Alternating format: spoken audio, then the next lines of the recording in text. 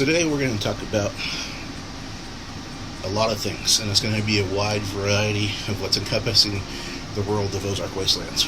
Inside the next few minutes, whatever we do, it's going to be more along the lines of why I'm doing it versus what you can make out of it. The Ozark Wastelands is a series of adventures set within the Cthulhu mythos. Inside the Ozark Wastelands, it spans, the stories begin all the way back during World War I in France, and then they go to the 20s in Joplin, and then there's a gap between what happens in the 20s in Joplin and the future, which is the 2049 series after the nuclear fallout in our area.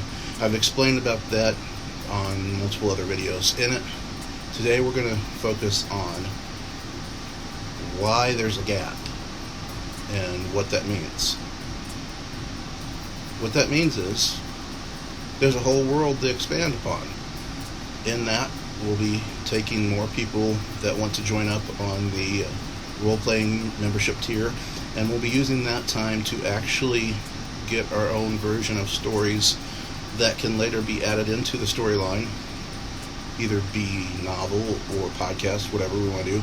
There are a series of podcasts from the 1920s that are in the works of being edited and everything, and hopefully within the next, that's been a 5-year project, but hopefully within the next 6 months or so, I'll have that finished, edited, and put on this. There's a lot of work to do on that one, a lot of editing of the sounds and everything, and it's just not been doable with everything that's been going on in the last 5 years. That's family issues, school issues, has some graduate and go to college. So it's been an interesting project. But we want to give the opportunity to those people that are joining to start off fresh in a new world. And so what it's going to mean is there'll be characters that are involved in a lot of different investigations that the Miskatonic University has put out part of. And that ties into all of the storylines, because the main character in the early World War I comes back and starts working for Miskatonics, and then the 1920s they're still doing work for the Miskatonic University, and then the surviving member of the Miskatonic board, the president of the university, is part of the Black Hats Association, which is a large part of the 2049 comics. With all that going on, Cthulhu has been rising and coming about for millennia, but the main focus that we've got going on is the 100 years that are available from the 1900s to the future stories. So what I want to know is what everyone wants to do in that when they sign up for the tier of role-playing memberships, and I can add those stories to reflect that. I can characterize anything that is within the mythos into these storylines that is open without any specific copyrights. So what that means is the game versions are completely open to anything that falls within the mythos, as long as it's not a copyright from another author, which would be like how the Sherlock Holmes cases and everything. Good stories to read by Lovegrove. Really good stories by him. I love how he played on the last name. I don't know if this is his real last name or if it's an actual pseudonym that he's using to kind of give homage to H.P. Lovecraft. That's a different thing. But if you ever get a chance to read those really explain a lot to do with modern day branching out into the Cthulhu mythos. In that aspect, this whole project has been something that a lot of people really hardcore cult classic interesting type of ideas have come from. I myself like to focus on a lot of that stuff, and I've game mastered multiple different games and played multiple different games that fall in that. The 2049 timeline series kind of feels like a modern D20 mixed with Shadowrun aspects, but yet they're their own type of deal. It's set within using the D20 system, Pathfinder characters, because I prefer to use the actual Cthulhu mythos put out by Pathfinder for a lot of the basics to that. But it is in the modern timeline and not the fantasy timeline that one does. So there's some aspects that have been edited to make fit that. Just depends on what we can find history-wise to take a part of it. Having worked with Joplin Paranormal for, oh, good Lord, maybe 12 years I've been involved in it now. It's really given a lot of ideas to what this fringe science and paranormal world has to offer to the story world. In it, there's so many different aspects that we can go with all this. And really, the whole principle of it tends towards the thriller pulp kind of attitude. Everything's kind of on your seat, which is what we want, because that's the kind of attitude that we like to display. We like to get the hairs on the back of your neck up and scared factor. Those that have read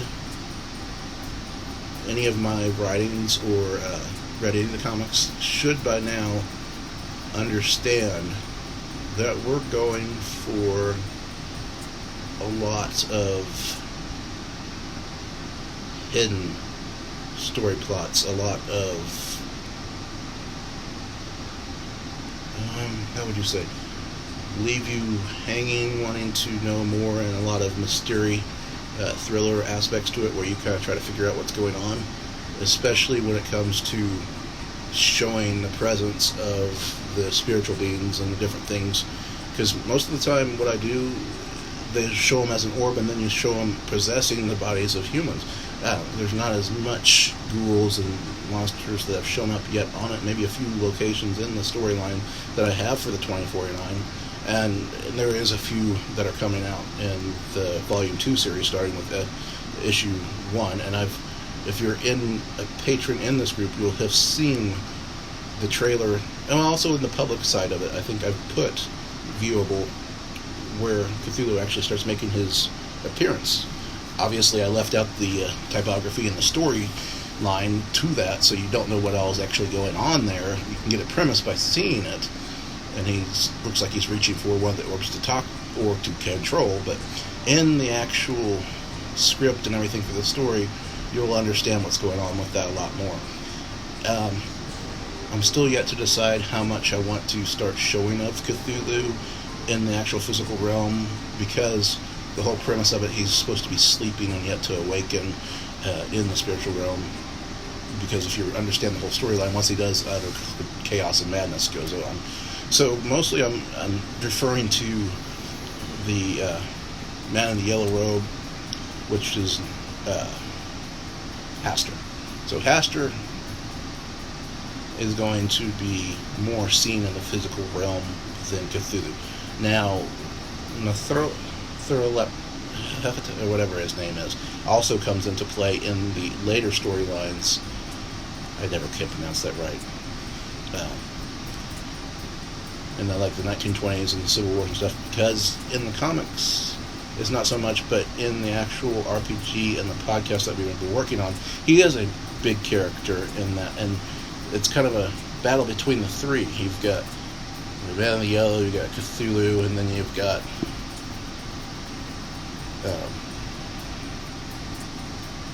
I can't say his name right.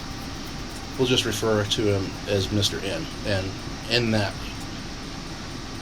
really, it's like he's posing as Nikola Tesla and coming up with all these different ideas and different things. You'll really have to be into the Cthulhu world to, Nyarlathotep, I think is his name, to understand who he really is.